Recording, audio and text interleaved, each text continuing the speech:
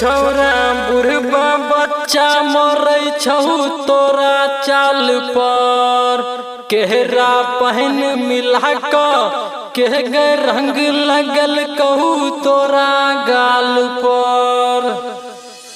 होली में गई होली में के रंग लगल कहू चोली में। होली में गई होली में के रंग लगल कहू चोली में। Recording by SS Music। Holi में गई होली में के रंग लगल कहू चोली में। होली में गई होली में के रंग लगल कहू चोली में। के रंग लगल कहू चोली में। Music by DJ Umesh, Shukipur Bazaar। एगे गोर बदन तो हर सूट के लाल पियर के ने छो लागई कोनो डीजे वाला पटक के खूब लगे ने छो।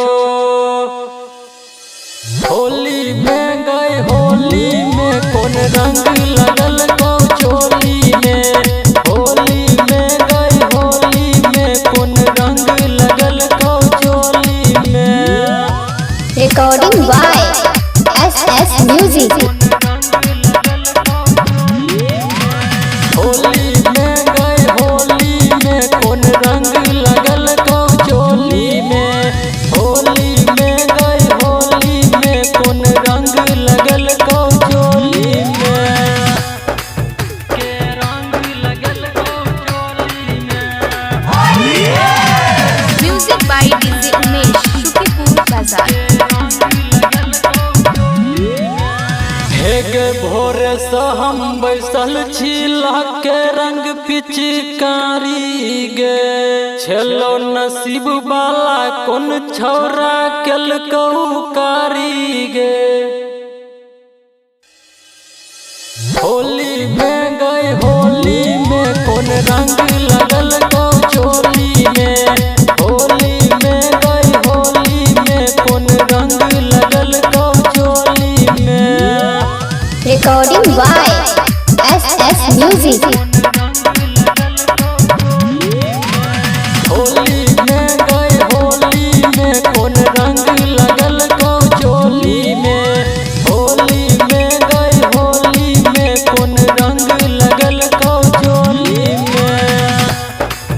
के रंग लगल कहू चोली में। Music by DJ Umesh, Shukipur Bazaar। हेगे भांग पी के मस्ती में छै कन्हैया राम रंगीला गे बाजना हरिश्चंद्र तोरा केलको अंग अंग गीला गे। होली